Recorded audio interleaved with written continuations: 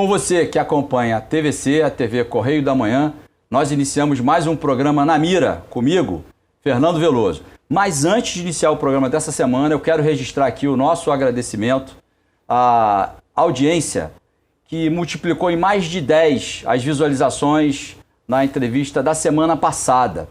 Isso é sinal de que a gente está apresentando aqui entrevistas com conteúdo, assuntos que são de relevância e interesse do telespectador. Ficamos muito felizes por isso e agradeço aí a sua audiência. Mas eu agora tenho que iniciar o programa dessa semana e eu vou apresentar aqui o nosso entrevistado. Ele é advogado criminalista, especialista em Direito Penal Econômico pela Universidade de Coimbra e também é membro da Comissão de Direito Penal da OAB de Petrópolis. Está à frente de um escritório importante no Rio de Janeiro. Vai trazer para a gente aqui observações, comentários sobre questões importantes e polêmicas. Uma delas é a recente decisão do Supremo Tribunal Federal que cria uma outra realidade para a decretação de prisão de investigados em inquérito policial.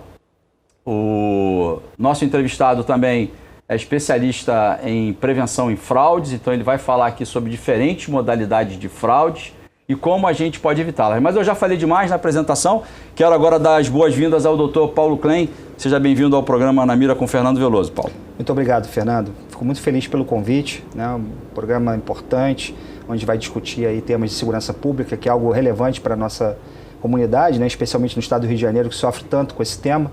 Então, para mim, é um prazer muito grande estar aqui e poder discutir com uma pessoa tão qualificada quanto você. Muito obrigado. Isso aí, que bom, obrigado. A gente já entrevistou aqui delegado de polícia, a gente já entrevistou o comandante da Guarda Municipal e hoje a gente traz para o universo aqui onde a gente debate segurança pública, trazemos um advogado, né? Porque isso demonstra, né, o que a gente já vem afirmando em outros momentos, que a segurança pública ela é multidisciplinar, ela tem que ter diferentes olhares. Então, o olhar do policial é importante, o olhar do operador do direito, do promotor, do defensor, do juiz, mas também do advogado. E aí, entrando direto no assunto, Paulo, a gente já lançou aqui o primeiro tema, que é essa decisão recente do Supremo Tribunal Federal, que mudou as condições, que impôs condições novas para a decretação de prisão cautelar das pessoas que estão investigadas em inquérito policial. Dá um panorama para a gente, né? Como é que ficou essa situação, o que isso representa, já vai lançando a tua opinião para o nosso telespectador da TVC, já ir tomando o pé de como é que ficou essa situação aí. A prisão temporária, ela é aquela que visa, basicamente, instrumentalizar, né? Ela é garantir que a investigação seja feita de uma forma que a autoridade policial possa fazer essa investigação de uma forma tranquila, sem interferência dos investigados, né? Ela só é possível em determinado rol taxativo previsto na própria lei, né, que determina que somente em alguns crimes é possível se decretar a prisão temporária, né?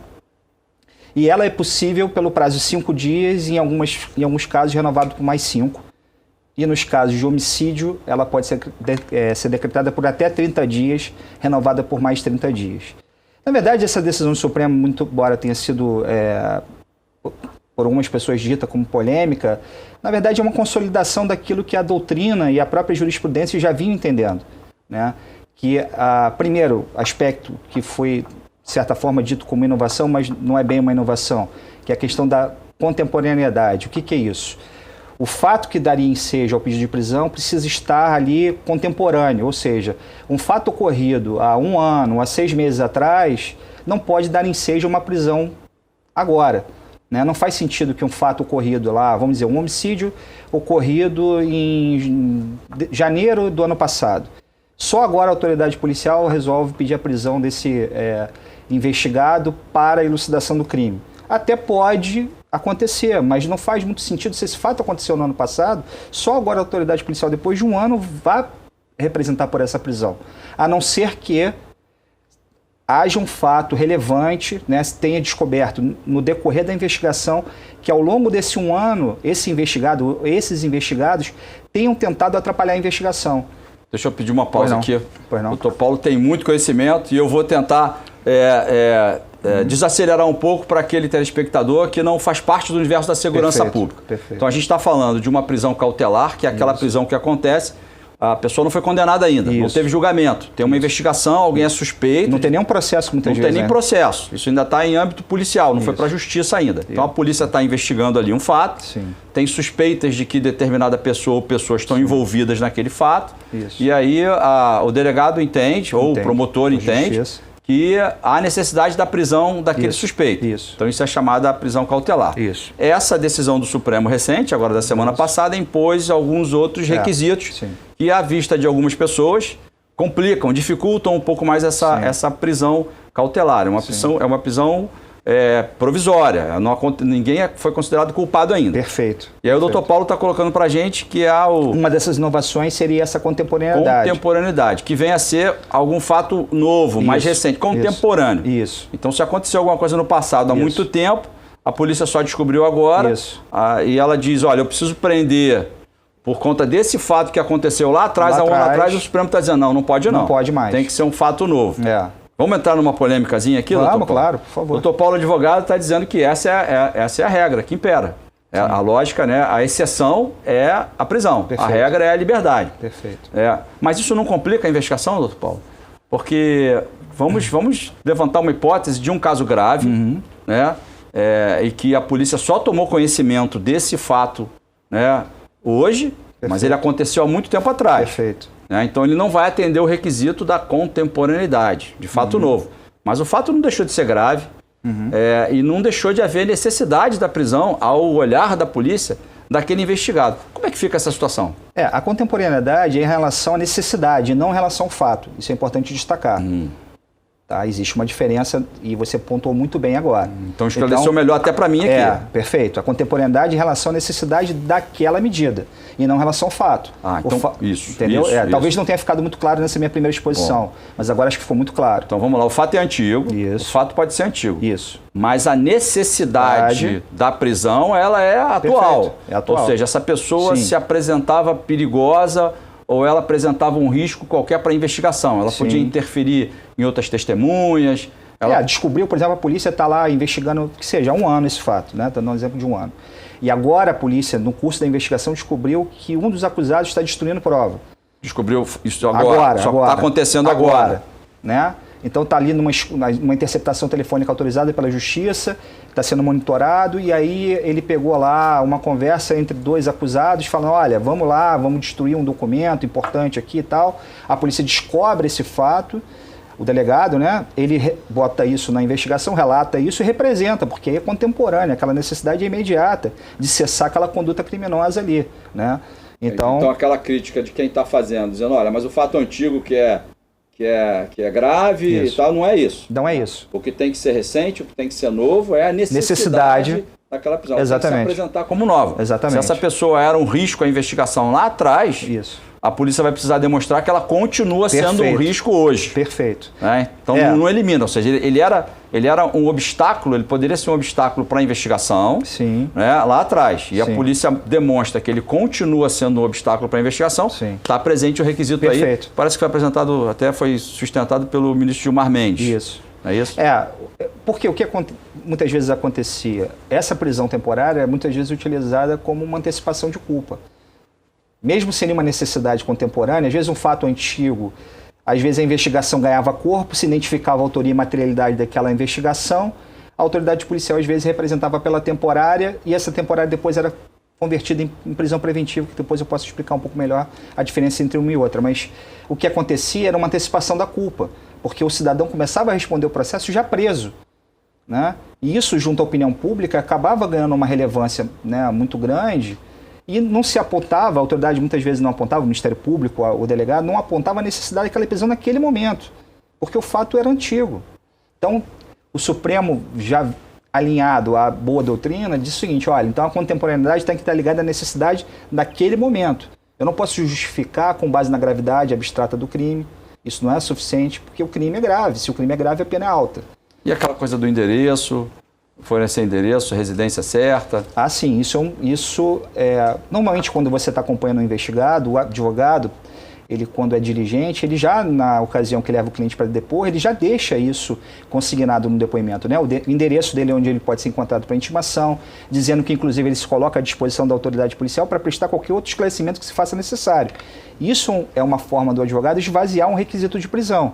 Porque quando o investigado se apresenta e quer dar a versão dele dos fatos, quando se ele coloca à disposição da investigação, você esvazia um dos requisitos, que é justamente o investigado tentar atrapalhar a investigação. Você faz com que o juiz olhe aquele investigado de uma outra maneira. Eu estou fazendo essa provocação porque houve uma manifestação nessa decisão, e agora eu não me lembro exatamente o nome do juiz, do ministro que sustentou isso, mas que diz que o fato dele não ter residência fixa ou não fornecer elementos para sua identificação, isso por si só não permitem mais que seja decretada a prisão. Sim. Então, se ele não tivesse residência fixa ou se ele não fornecesse elementos para sua identificação, isso já era, vamos dizer assim, um motivo para a decretação da prisão cautelar, e que hoje deixou de ser expressamente por essa decisão do Supremo. Essa manifestação do MP, do Supremo Tribunal Federal, é na linha da garantia dos direitos humanos, porque nem toda pessoa, infelizmente, na realidade do nosso país, tem um domicílio, de fato, fixo, né? Muitas pessoas que moram na rua, outras pessoas que são exiladas, né? Nós temos aqui no Brasil um número considerável de pessoas que estão aí exiladas, que vieram de outros países em situação de refúgio. Então, muitas vezes, essas pessoas, de fato, não têm um endereço fixo. Então, não é justo que você imponha, né, como única condição, só o fato da pessoa não ter um endereço fixo, como condição para uma prisão. Você estaria tratando pessoas de forma desigual, e isso não é uma coisa correta. Eu quero criar mais uma polêmicazinha com o Dr. Paulo aqui mais à frente, mas fala de outros aspectos que mudaram com essa decisão do Supremo, né, quanto à questão dessa decretação da prisão cautelar. Parece que teve um reforço no sentido de que não pode haver essa prisão para se extrair algum tipo de depoimento, ou seja, para prender... Para forçar uma colaboração. Sim. Também houve essa manifestação nessa decisão do Supremo. Isso vem muito na esteira do que aconteceu na Lava Jato, né? Muitos críticos da Lava Jato disseram, né, afirmam de forma categórica que muitas das colaborações premiadas que aconteceram foram justamente em razão das prisões. Muitas delas, né, para a maioria das pessoas, pelo menos, entendeu que haviam prisões ali arbitrárias. Então, se prendeu muita gente naquele bojo da Operação Lava Jato, e muitas daquelas colaborações foram feitas em razão dessa prisão. Muitas pessoas defendem, bons doutrinadores e alguns juristas defendem, que essas colaborações, inclusive, estariam revestidas de uma ilegalidade, de uma nulidade, porque haveria um vício de vontade. Uma pessoa que está presa ali no cárcere, que nunca foi presa, e se vê naquela condição ali, né, terrível que é o cárcere, ele faz, né, muitas pessoas fazem qualquer coisa para poder sair dali, inclusive mentir. Né? Então, a tese de defesa de muitos advogados, aqui eu não vou entrar no mérito se isso é correto ou não é correto, né? Porque não me cabe fazer essa avaliação, mas muitos advogados, inclusive havia uma pressão dos advogados e até de uma boa parte da classe política, pensando em colocar na lei de colaboração que não pudesse fazer acordo de colaboração quando o sujeito estivesse preso. Ou seja, só poderia se fazer acordo de colaboração quando a pessoa estivesse solta, respondendo em liberdade, ou quando fosse solto numa decisão de um habeas corpus, justamente para evitar esse vício de vontade. Né? Doutor Paulo, segura um pouquinho aí. Tem muita coisa para a gente falar. Voltamos já já.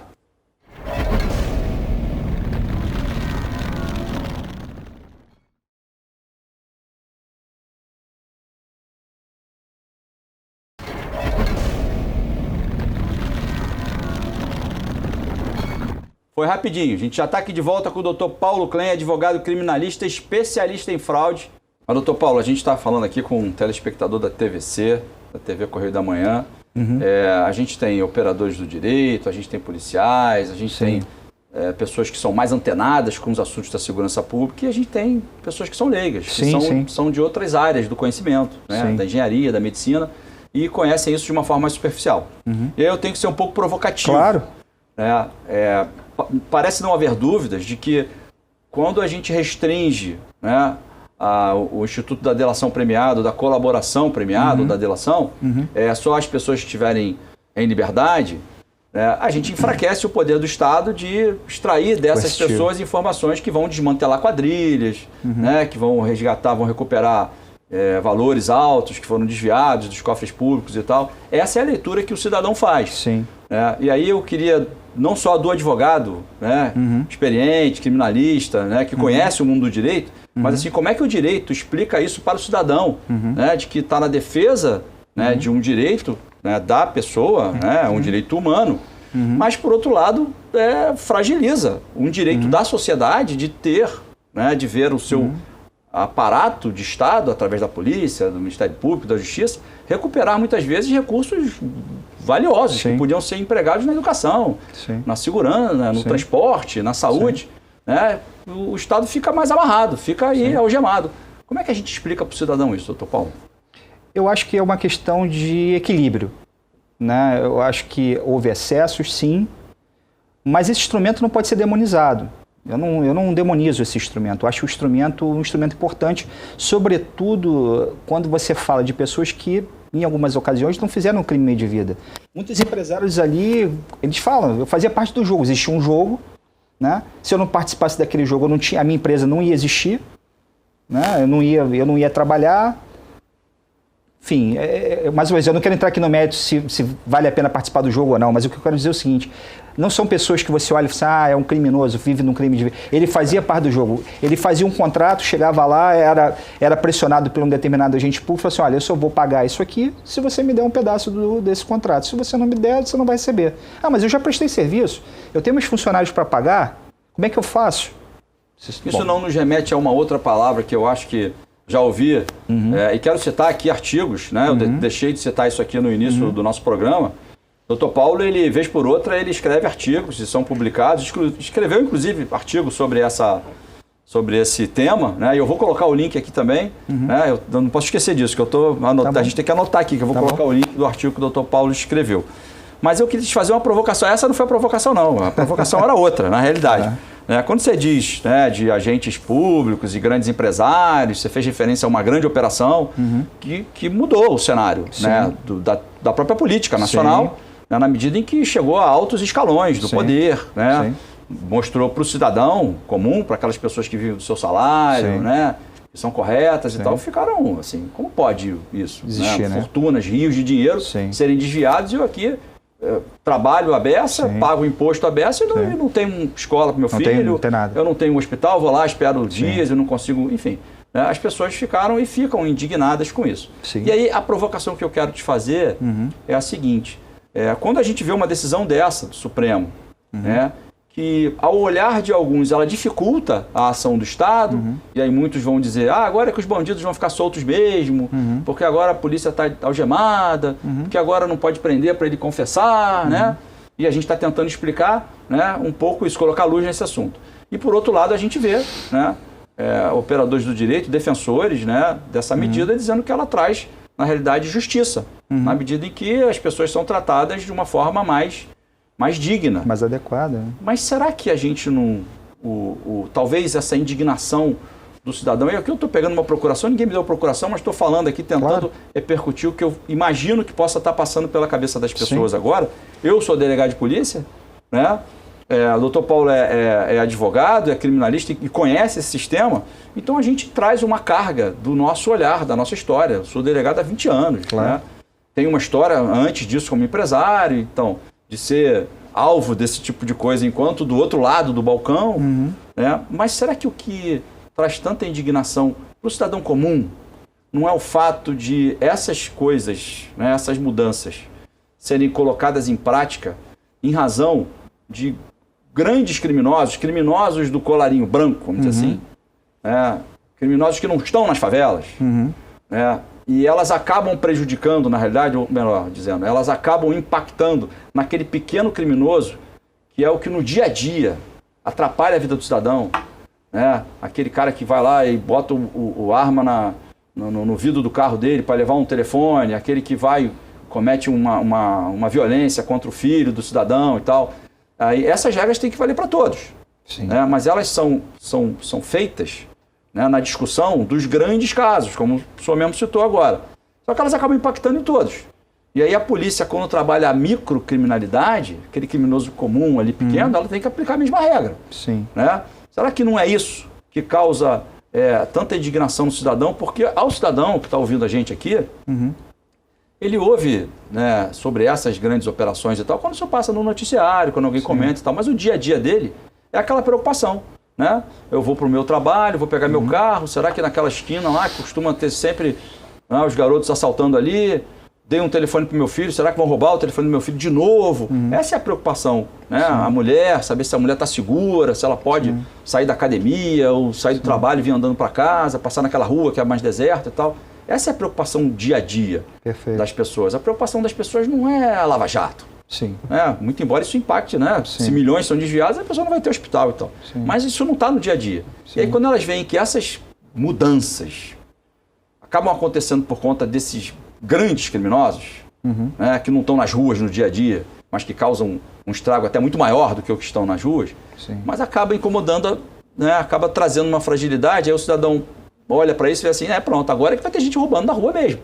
Que agora a polícia não pode mais prender esse sujeito, tem que fazer um monte de provas e tal, e aí, somada essa provocação, eu te dou mais uma. Será que, junto com essas medidas, que podem trazer equilíbrio para um sistema mais digno, vamos considerar isso, vamos segurar o policial que está aqui dentro de mim, mas será que elas não tinham que vir acompanhadas de uma estrutura para o aparelho do Estado, principalmente para o aparelho policial, para que ele possa fazer esse trabalho, já que ele não pode se valer de uma prisão, já que ele não pode se valer de uma série de mecanismos que se valeu durante muitos anos. Então será que isso não tinha que vir acompanhado, com a mesma ordem, com a mesma força, colocando a estrutura que a polícia precisa ter para elas assim, não, agora eu vou atuar agora de uma forma muito primeiro mundo.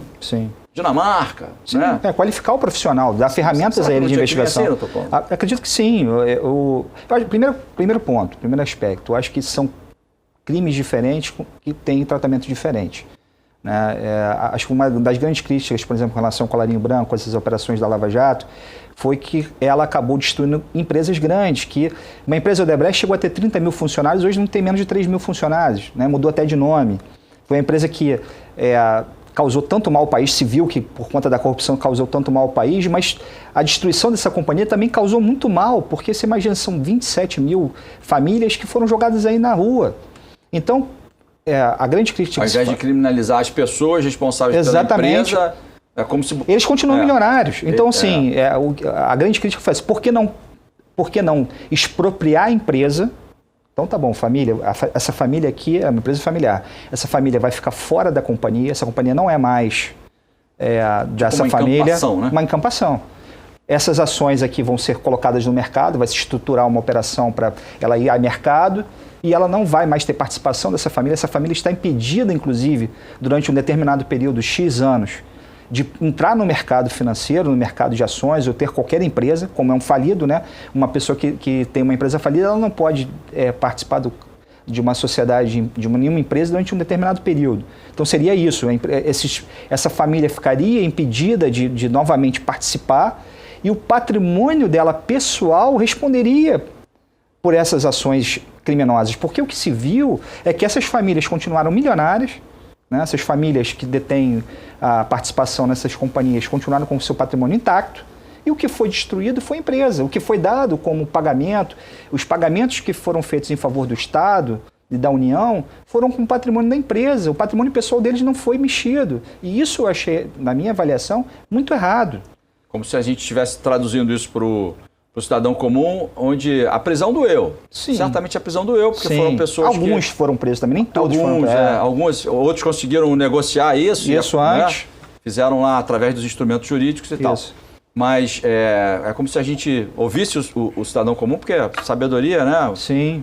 A sabedoria está no povo. Sim, onde dói mais é no bolso. Exatamente. Então, o que o senhor está dizendo é que melhor seria... Para essas pessoas, vai doer muito mais no bolso. Que elas perdessem o seu capital pessoal. Exatamente. Do que as empresas que geram emprego e etc, etc. Exatamente. Você imagina para um empresário desse que está acostumado a andar de jato, ter que andar de ônibus. Chegando aqui no extremo. Andar de ônibus ia ser bom, Não, ia ser bom. O filho dele, ao invés de estudar no melhor colégio do Brasil, estudar no colégio público. Porque o patrimônio dele todo seria expropriado. Porque o patrimônio todo dele, a rigor, foi fruto de algo ilícito. A bem da verdade, essas empresas estão aí há 30, 40 anos, independente do governo que estivesse presente, sempre trabalhando ali junto ao governo. Sempre... Jogando o jogo. Jogando o jogo. Mas de uma forma eu acho que tem casos de casos, mas enfim, nesse caso jogando um jogo, mas de uma forma não coercitiva do lado deles, né? Eles ali de uma forma proativa. Foi o que se viu nas investigações, pelo menos. Né? Então, o que eu vi na prática, esses empresários não foram punidos no seu patrimônio pessoal, alguns ficaram presos em um determinado período e para eles foi de fato um sofrimento muito grande, porque é algo inédito no país, né? Isso, de fato, foi algo inédito. Agora, o tratamento, como disse, eu acho que o tratamento que se dá a essas pessoas é muito mais duro no bolso do que você encarcerá-los. Né? Olha, fica a sugestão de quem entende do assunto. Eu vou antecipar um pouquinho, lá na frente a gente vai divulgar um e-mail aqui, doutor Paulo. E aí, se você gostou dessa sugestão, se quer fazer algum comentário, ou até fazer sugestão de outras pautas ou outros assuntos para a gente trazer, a gente vai lançar esse e-mail, vai colocar esse e-mail aí lá na frente. Mas eu vou mudar de assunto, porque a gente tem muita coisa para falar. Eu quero explorar ao máximo aqui o nosso entrevistado. Prazer. E eu sei que ele tem um projeto chamado Ecos da Liberdade. Explica um pouquinho para a gente o que é esse projeto Ecos da Liberdade. Esse projeto nasceu de uma ideia que eu tive antes da pandemia, né? Já venho acalentando, da gente tentar levar a advocacia de alto nível para as comunidades mais simples, né? Pessoas que não têm acesso a uma advocacia de bom nível. Não só no estado do Rio de Janeiro, como no Brasil, né? A gente sabe que no interior do país, infelizmente, nem sempre a gente consegue aí uma advocacia de bom nível. E também nas periferias, nas comunidades, né? Muitas vezes você tem pessoas ali, jovens advogados, até imbuídos de bom sentimento, querem fazer um bom trabalho, mas não sabem como começar. Porque a faculdade não ensina a advogar, né? A faculdade te dá o diploma, te dá um pouco de conhecimento, mas te bota no mercado e você fica sem saber como iniciar. Como você se posiciona nesse mercado hoje, tão competitivo? Como é que é advogar na área criminal? Como é que você consegue advogar dentro dos parâmetros éticos? Como é que eu advogo sem ser corrompido pelo sistema, né? Participar de coisas erradas, que infelizmente acontece. Sim, e acabam manchando a imagem de toda uma carreira. Como é que eu vou advogar sem me envolver com crime organizado? Como é que eu deixo claro para o meu cliente que o cliente tem a conduta dele lá e a minha é diferente, que eu não me envolvo com essa participação. O que o cliente faz não me interessa, do ponto de vista das relações dele com a criminalidade. O interesse é eu vou defender o direito dele, direito e garantia. Eu não vou me envolver. O advogado vai defender os interesses do seu cliente, mas não é a qualquer custo. Ele não tem é que seguir. Custo. É como se a gente estivesse dizendo aqui, tem uma ética mínima, né? Sim. Tem um compliance mínimo. Tem um compliance mínimo. Tem um mínimo que se espera de um profissional da advocacia. É isso que o senhor está dizendo. É isso que eu estou dizendo. Esses jovens, o jovem advogado, quando ele começa na carreira, para que ele não seja seduzido, né, pelo dinheiro, motivos não tão nobres, né, pelo dinheiro, pelo poder. E a gente vê gente que critica, né, determinado advogado. Às vezes nós vemos nos noticiários casos graves de repercussão que causam uma grande repulsa, né, pela maldade que está inserida ali dentro daquele fato que foi praticado ali. E aí vem um advogado. Né, e o advogado vem para defender aquele monstro. Né? A gente olha aquilo ali e fala, isso é um monstro, não tinha que ter defesa e tal. Mas na realidade tem que ter. Só que a defesa tem que ser uma defesa técnica, para que ele receba, né, a resposta do Estado, para que adequada, ele seja proporcional, punido na medida do que ele praticou. Nem menos, nem mais. Né? E acho que o jogo está justamente nisso. O advogado saber fazer isso, conseguir fazer isso. E esse projeto, ele já trabalha nisso. Como é que... Detalha para a gente um pouco esse projeto. E outra coisa acho que é importante também, Fernando, assim, quanto melhor for a defesa, quanto mais legítima for a defesa, mais legítima também é a condenação. Né? Um jogo iguais, né? Um jogo de iguais. Porque se você proporciona à defesa o amplo acesso e a ampla defesa, como diz a própria Constituição, você legitima. Quando você tem uma condenação, ela é legítima, porque foi proporcionada àquela defesa todos os meios adequados e lícitos para que houvesse aquela defesa. Então, a acusação, a condenação, ela é legítima. Quando você tem uma condenação onde a defesa foi tolhida, foi diminuída, ela não é uma condenação legítima. É uma condenação ilegal, é uma condenação injusta. Então, isso é muito importante, que as pessoas tenham essa consciência. Por mais que o crime seja bárbaro, toda e qualquer pessoa tem o direito a uma defesa técnica. Né? Uma defesa adequada.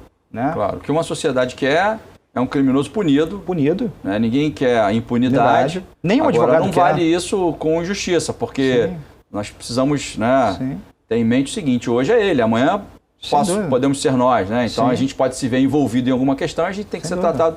Quanto a isso, não tem dúvida nenhuma. Segura aí um pouquinho, doutor Paulo. Pera aí. A gente vai no comercial e volta já já. É rapidinho.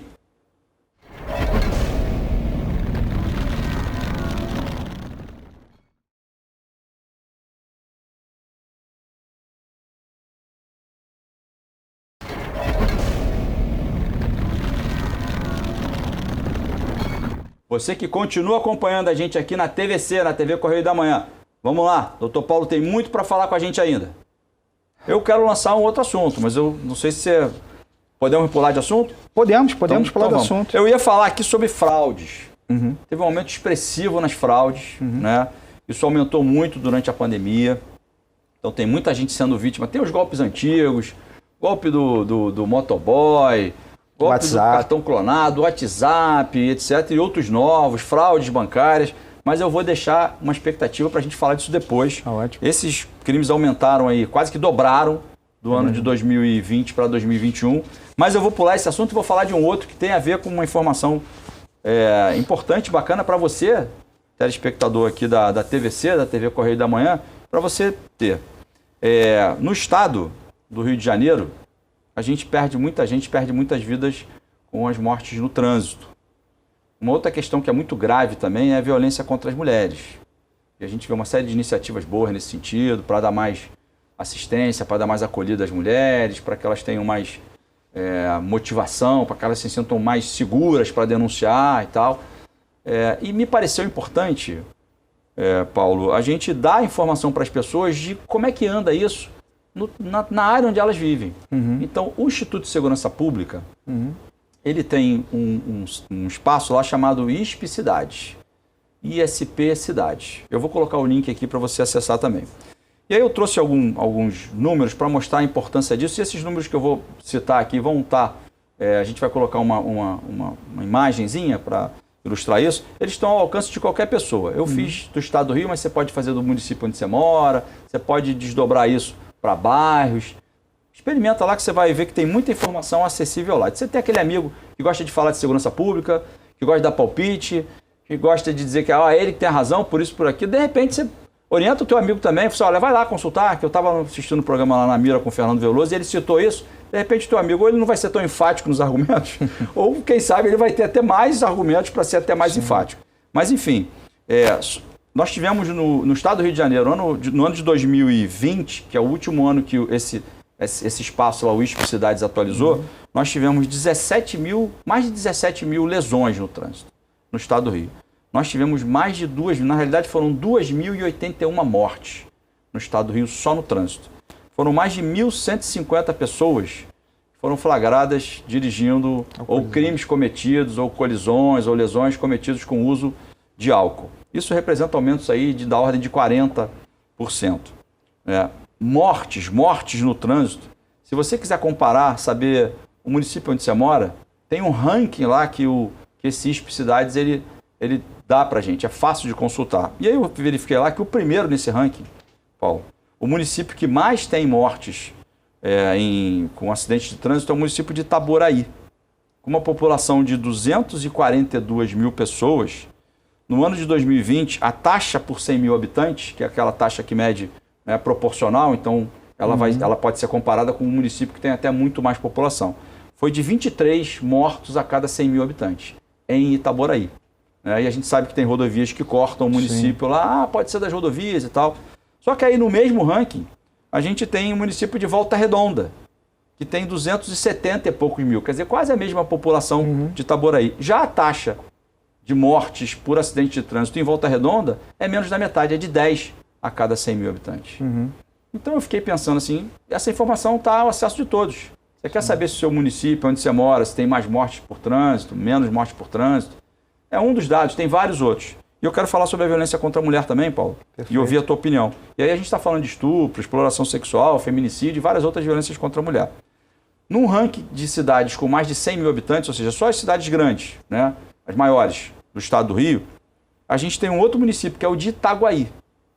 Para as mulheres, o município mais perigoso do estado é Itaguaí. Com 134 mil habitantes, a taxa de mulheres vítimas de violência a cada 100 mil habitantes é de 55. Então, a cada 100 mil pessoas, habitantes do município de Itaguaí, 55 mulheres são vítimas de algum tipo de violência. Já no outro município da Baixada, o de Nilópolis, que também está nesse ranking, que tem 162 mil habitantes, ou seja, um pouco mais até, 30 mil habitantes a mais do que Itaguaí. A taxa de mulheres vítimas de violência a cada 100 mil habitantes é de 25, ou seja, de menos da metade. E quando a gente ouve falar em Nilópolis, a gente pensa numa cidade violenta. A gente está simplificando uma coisa aqui. É claro que deve ter diferentes circunstâncias que impactam nisso, né? A questão da atuação das polícias lá, enfim. Mas é a informação que está à sua disposição. Eu queria colocar isso para as pessoas buscarem isso. Qual a importância disso?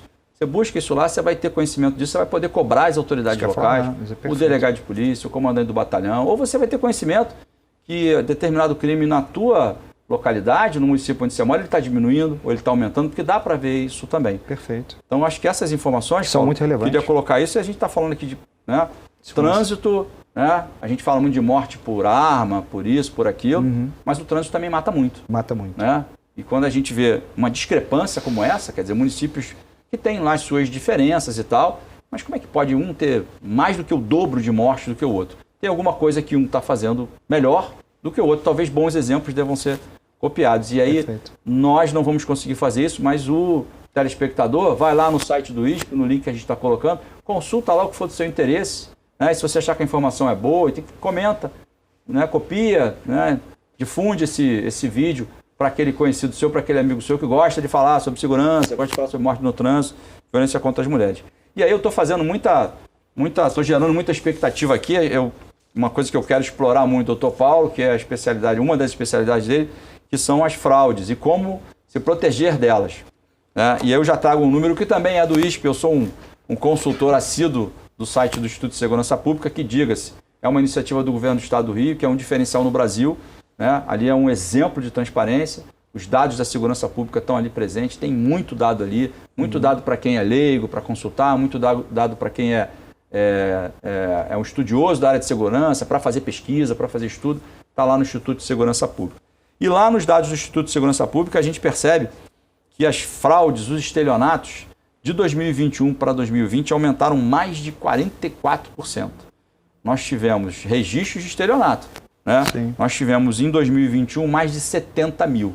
No ano anterior, nós tivemos pouco mais de 48 mil. Então, é um crescimento elevado. Dentro desses crimes, aí tem de tudo. Tem aqueles golpes, né? Sim. E eu queria, Paulo, que você começasse a descrever para a gente aí casos que você atuou, né? Eu sei que você já fez, inclusive, matérias sobre isso, destacando métodos de prevenção. Sim. E aí eu queria que você coloque isso para a gente, como é que a gente fala para o nosso telespectador aqui se defender, se prevenir desses diferentes tipos de fraude que estão por aí. Tá, eu vou começar falando dos mais comuns, né? Eu acho que esse aumento se deu principalmente por conta da pandemia, né? As pessoas ficaram mais em casa, ficaram mais na internet, mais, né, ali acessíveis, vamos chamar assim, ao estelionatário, e eles se valeram justamente dessa situação, sobretudo desse momento emocional que as pessoas estão passando muito ruim, né? Dessa angústia, dessa ansiedade, e estão sendo vítimas desses estelionatários.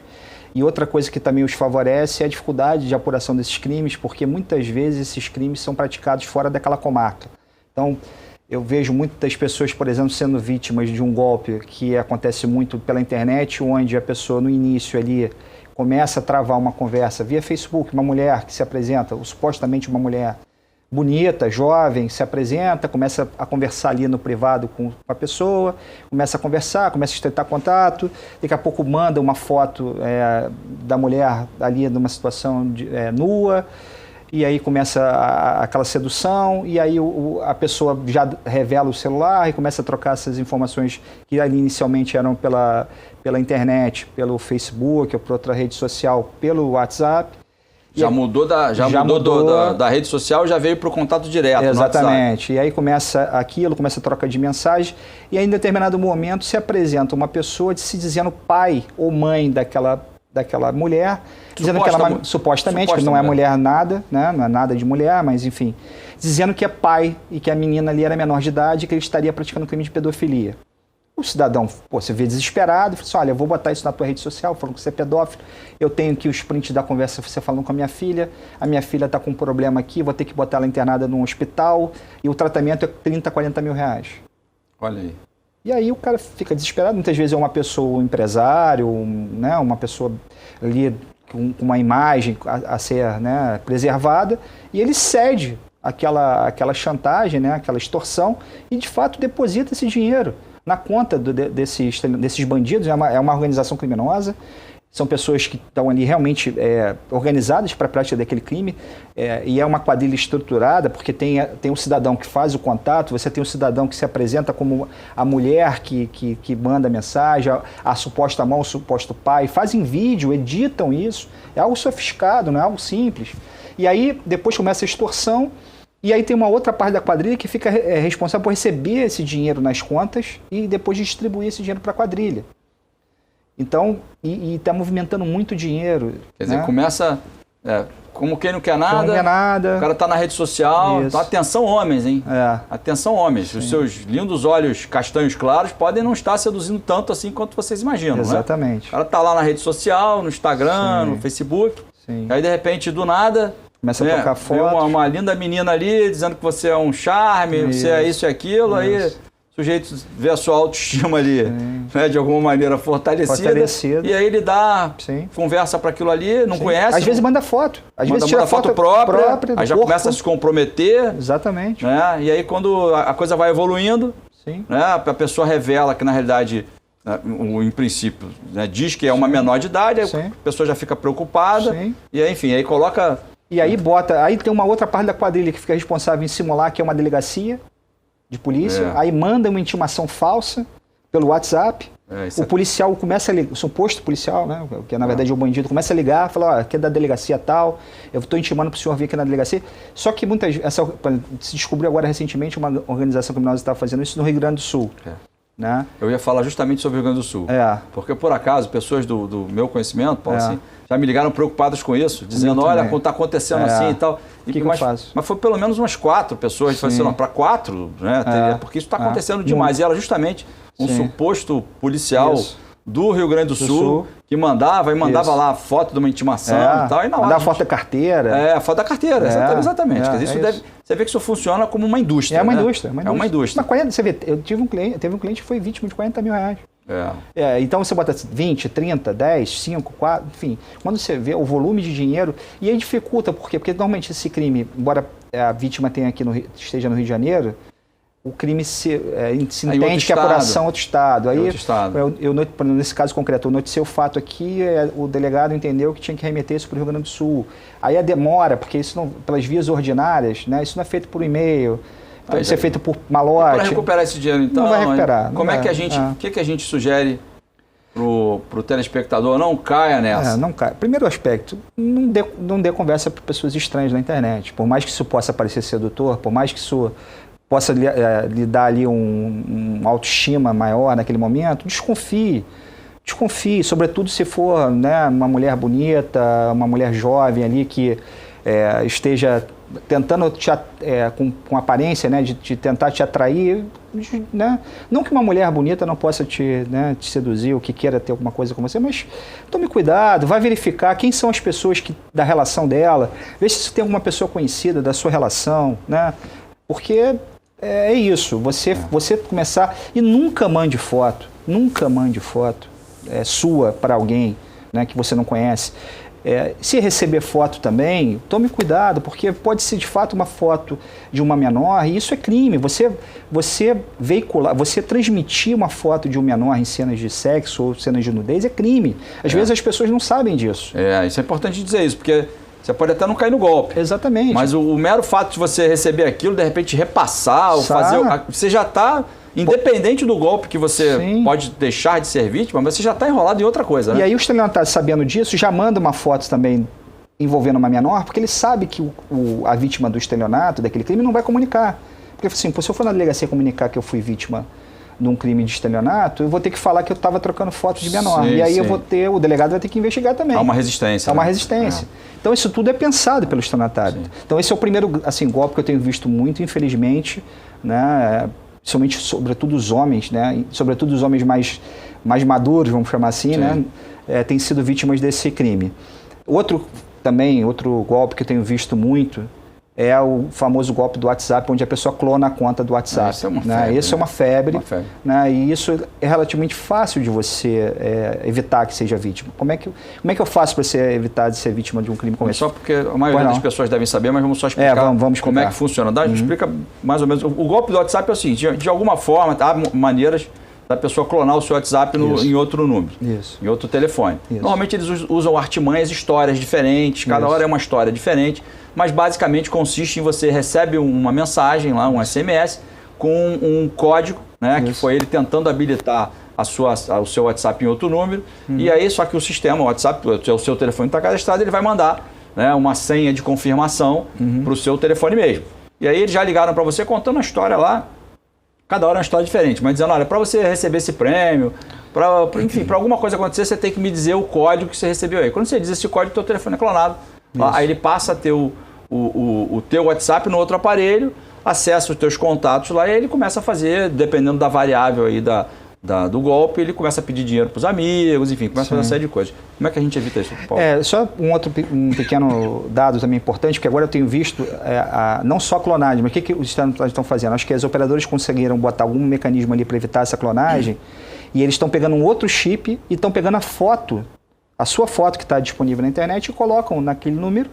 Sim. E a pessoa começa a mandar, começa a descobrir os contatos, começa a mandar para os contatos esse pedido de dinheiro. Então, como é que você evita isso? Se você receber um pedido de transferência de dinheiro ou pagamento de um boleto de uma pessoa da sua relação, por mais próximo que possa ser, pode ser teu filho, pode ser teu pai, tua mãe, faça uma ligação, pega o telefone e ligue para essa pessoa para confirmar. De preferência por vídeo, porque você vai estar vendo, porque às vezes também tem isso, o estelionatário é tão sofisticado que vai imitar a voz, né? Sim. E às vezes a pessoa naquele desespero de querer ajudar, de querer fazer, nem percebe que a voz não é do filho ou do parente ali, ou do amigo, e faz a transferência. Eu vejo muitas pessoas ali, muitas pessoas foram vítimas desse golpe, faziam transferência sem verificar nada. Havia um pedido ali, aparecia um boleto, o pessoal, tá bom, pago. Depois fala assim, não, aquele dinheiro que eu te paguei... Já foi. Então ligue para saber, fulano, você está me pedindo isso mesmo? Quando você liga, você já acaba. Ou então quando você bota ali, já aconteceu comigo, de botar assim, vou te ligar agora. O cara bloqueia você e ele bloqueia na hora. Passa para outro. E passa para outro. Então esse é um cuidado simples, não faça nenhum pagamento em favor de ninguém e não faça nenhuma transferência se antes você verificar se aquela pessoa que está te pedindo, de fato é a pessoa. Através de uma ligação simples, seja por telefone ou por vídeo. Essa é a melhor maneira de você evitar cair nesse golpe. Tem aquela verificação em 2 etapas também? Também é outra forma interessante também, que você, no próprio celular, né, você configura lá a confirmação em 2 etapas. Isso. E você vai lá e coloca. Também é uma boa forma de você evitar que o seu telefone seja clonado. Porque se ele for clonado, ele vai estar sempre pedindo uma outra senha, que é a senha que você tem. Exatamente. Grava essa senha, não esquece ela, né? Perfeito. Mas é uma maneira de evitar. Perfeito. Você falou de ligarem, tem um outro golpe famoso, antigo também, né? A gente às vezes até duvida, assim, será que ainda tem gente caindo nesse golpe? Mas tem. Né? Eventualmente tem pessoas caindo no golpe, aquela falsa extorsão, né? Que a pessoa liga e simula que alguém está... Algum parente está sequestrado, ou houve um acidente, Sim. Conta uma história, ela sempre é uma história muito bem contada, a história é sempre muito bem contada, né? E aí exige que você faça um pagamento, muitas das vezes... E eles ligam nos horários que você está meio, ou está dormindo, ou acabou de acordar. Eu já recebi esse telefone, por exemplo, 5 horas da manhã, estava acordando. A pessoa está meio desorientada e aí eles começam a fazer aquela extorsão, né? Começam a criar aquele clima de terror e muitas vezes a pessoa, por não conseguir falar com aquele ente, que supostamente estaria ali... Né? É porque eles travam a ligação, eles dizem que você não pode desligar. Exatamente. E aí a pessoa acaba cedendo. Já houve muitos casos, relatos de colegas meus e delegacias em que eu atuava, que as pessoas afirmavam com convicção, era a voz da minha filha, era a voz do meu filho. Sim. Porque a mente sugestiona e a pessoa acaba acreditando. Sim. Então, acho que trabalhei em casos assim, que principalmente pessoas de idade. Né? Elas saem de casa, às vezes pegam um Uber, vão para determinado lugar, se colocam numa situação de risco, pode acontecer coisa pior ainda do que simplesmente o golpe. Já houve casos que esses idosos foram ao banco para sacar quantias elevadas de dinheiro e aí o gerente do banco né, pergunta e tá aí bem, ele não quer dizer. Então já há uma orientação, inclusive, para o gerente nesse sentido. né? Porque saques vultosos, assim. Sim. Né? Que a pessoa aparente estar nervosa, né? Está muito nervosa, pode, né? Já houve casos em que a polícia conseguiu neutralizar esse golpe com essa ação. Mas conta pra gente mais sobre fraude, doutor Paulo. Tem uma que agora acho que muito comum e vai intensificar por conta do carnaval, são anúncios falsos de aluguel, né? De imóveis. Aí né? o cara chega lá... Isso agora, então, está uma febre. Eu tenho estudado de aluguel muito. de temporada. Aluguel de temporada. E o carnaval agora, né, com essa coisa do carnaval das pessoas procurarem imóveis para poder passar essa temporada de férias. Então, infelizmente, muito comum falsos anúncios, né? Esses estelionatários vão ali na internet, buscam um anúncio verdadeiro, né? Criam um anúncio falso. Colocam o contato deles, começam a negociar a locação do imóvel. Quando a pessoa vai lá, pagou, vai lá receber dá um adiantamento, né? Eles pedem um adiantamento, às vezes o valor total, às vezes 50%. Quando a pessoa vai lá entrar no imóvel, esse imóvel já está alocado, ou esse imóvel não existe. E às vezes o golpista ele é dedicado, ele vai ao lugar, pergunta o nome do porteiro, muitas vezes são prédios, né? Apartamentos. Sim. Ele informa aquilo tudo, a pessoa chega lá, confirma, de fato, só que aquele apartamento está sendo negociado por alguém que não tem legitimidade. Às vezes chegam 2, 3 pessoas no imóvel para passar o feriado, chega lá 2 famílias, 3 famílias. É até bom a gente falar como é que fica a situação jurídica dessa pessoa, ela não tem direito. Porque ela foi lesada, ela estava de boa fé, mas ela foi lesada. Ela foi lesada. Em relação ao proprietário do imóvel, não vai ter nenhuma obrigação de indenizar. Não tem que dar garantia nenhuma para ela. Como é que faz para evitar isso, Paulo? Olha, cuidado. Sempre eu recomendo que tenha cuidado. Como é que eu recomendo ali? Se você puder, se for um imóvel fora do seu município, peça a algum amigo. Entre em contato com um corretor imobiliário credenciado, que esteja, né, que tenha o seu CRECI validado, uma empresa que você saiba que seja uma empresa séria na região. Peça para aquele corretor ali, uma pessoa, para fazer uma visita para você, para ver se de fato isso é correto. Nem que você pague, porque você pagar um profissional para ele fazer essa visita para você e certificar dessas informações, vai sair muito mais barato do que você depositar 50% na conta desse cidadão e ficar depois sem o imóvel. E desconfie sempre. Por quê? Porque, por exemplo, se o imóvel lá normalmente é alugado por 5 mil, o camarada está alugando por 2 ou 3, é esquisito. Aquele negócio da China... O negócio da China não existe. Na China, exatamente, né? não existe. Pode não ser um bom negócio. Normalmente o estelionatário, para justamente chamar a atenção da vítima, ele bota um valor mais baixo. Porque ele quer fazer aquele negócio. Ele quer fazer dinheiro, exatamente, para ele, entendeu? Talvez uma consulta, porque o que o estelionatário faz? O estelionatário ele pega um anúncio verdadeiro, né? E aí em cima do anúncio verdadeiro ele reproduz um anúncio fake, com os dados dele. Talvez uma consulta, né? Isso aí dá trabalho, é difícil. Acho que garantia é difícil, principalmente se é de outro estado. Só se você consegue, né? Já houve casos, essa coisa do... Quando você aluga por aplicativo, né? O aplicativo, nesses aplicativos que você aluga casa por temporada e tal, talvez tenha um pouco mais de segurança do que esses anúncios que são veiculados de forma isolada nas redes sociais. Mas talvez uma procura para saber se aquele mesmo imóvel, com aquelas imagens, eu já vi casos assim, né? Que o mesmo imóvel, você vê que são as mesmas fotos. Estão colocados em veículos, né? Em redes diferentes de anúncios pela internet, com contatos diferentes. Aí você vê, tem alguma coisa errada. Ou tem mais de alguma pessoa negociando isso. Isso é uma ótima forma. A internet ela pode ser utilizada tanto para o bem quanto para o mal. Existem muitas formas de você verificar se aquilo ali é de fato verdadeiro ou não na própria internet, como você bem destacou. Muitas das informações, até mesmo, às vezes, uma simples pesquisa do nome daquela pessoa com quem você está tratando, às vezes o estelionatário se apresenta com o próprio... Ele está tão confiante de que ele vai praticar aquele golpe, que ele dá o nome dele às vezes. E aí você faz uma pesquisa rápida na internet, você vê que aquele camarada já está respondendo ação penal, que ele já tem inquéritos policiais.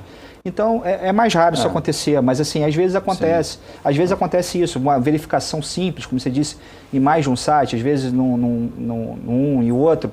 Se os contatos são diferentes, desconfie.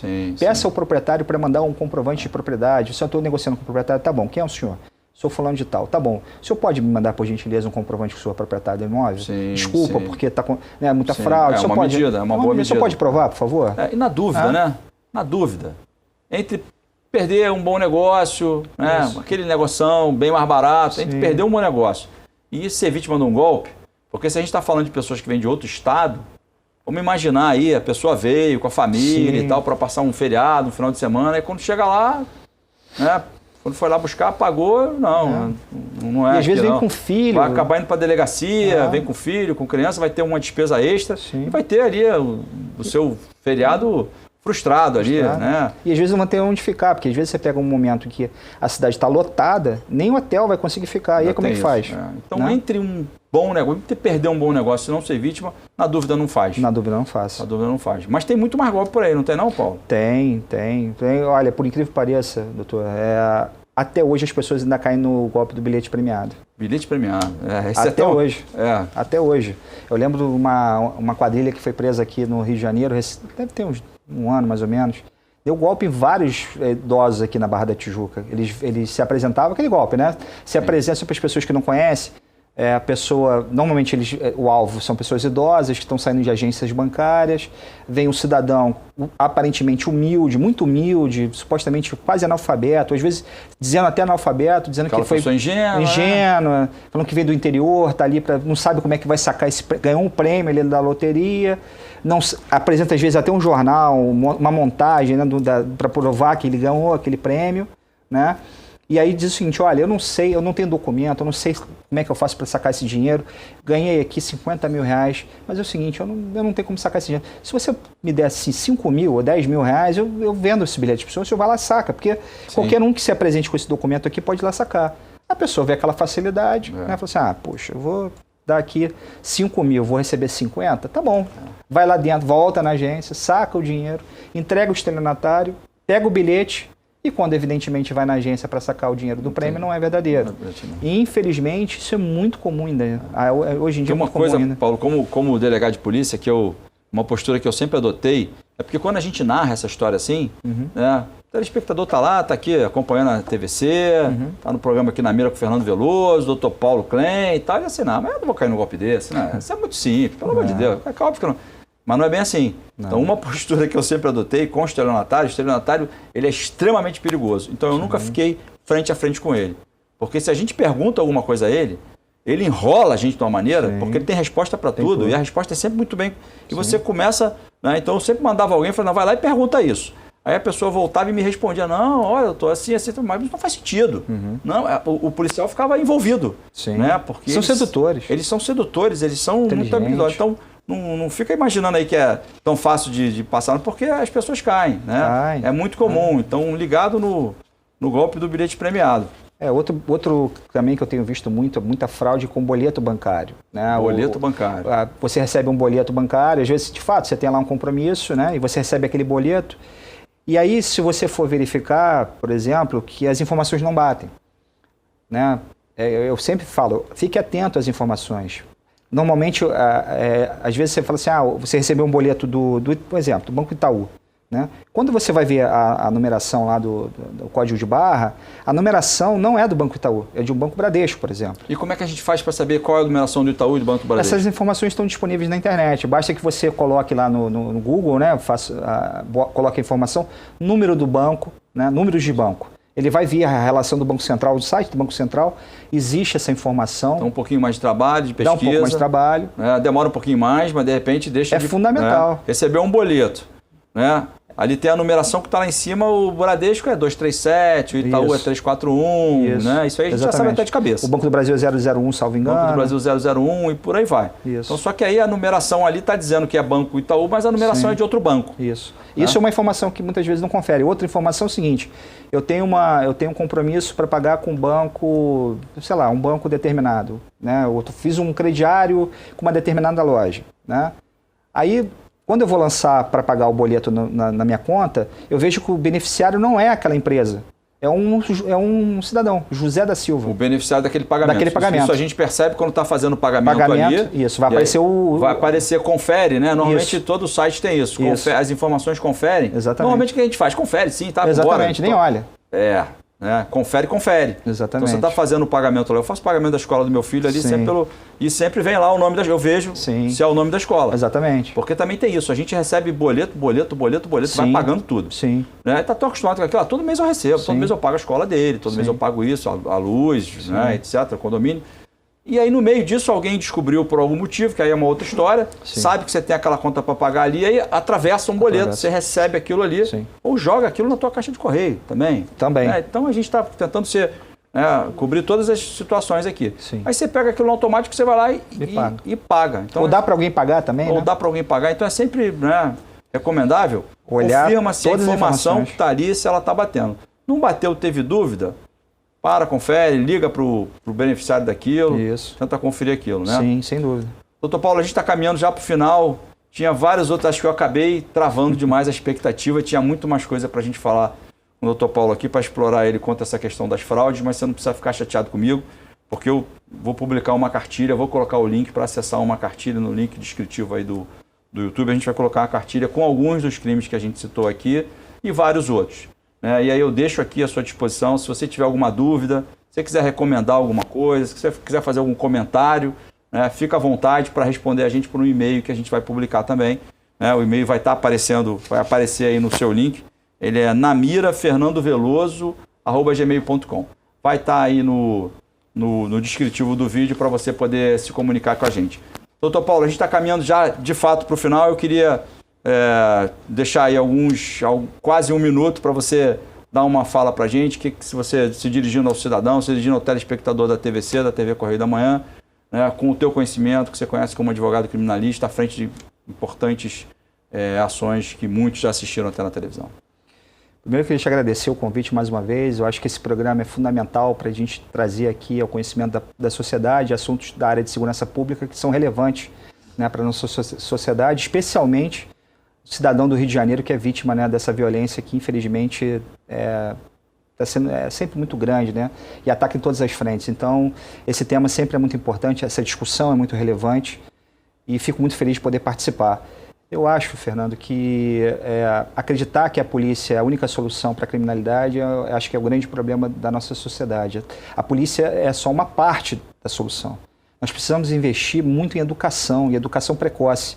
Esses exemplos que você acabou de citar, de acidentes de trânsito e violência doméstica, precisam ser levados ao colégio, às crianças. Nada é melhor do que você botar desde a infância, desde a tenridade, essas crianças aprendendo que a violação de regras de trânsito e a violência contra a mulher é algo extremamente nocivo. Então, se você consegue implementar isso desde cedo nas crianças, eu tenho certeza que a gente vai ter um futuro melhor.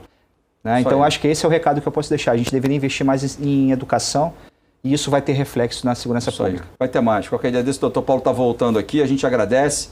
É uma honra, um prazer grande trocar ideia com ele, conhece muito, sabe muito, e a arma que a gente vai colocar à disposição das pessoas aqui, do cidadão, no programa Na Mira com Fernando Veloso, é o conhecimento.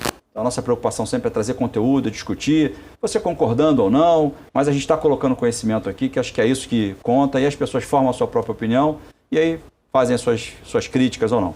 É isso aí, gente. O programa vai ficando por aqui. Você que acompanha a TVC, na semana que vem tem mais um. Se você gostou, compartilha isso com um amigo. Se não gostou, compartilha também. Vai com o amigo, gosta, critica. E aí a gente vai mudando o programa nessa medida. Obrigado pela audiência que a gente já tem, que já multiplicou aí por mais de 10 da semana passada. E a gente se encontra semana que vem com outro entrevistado aqui.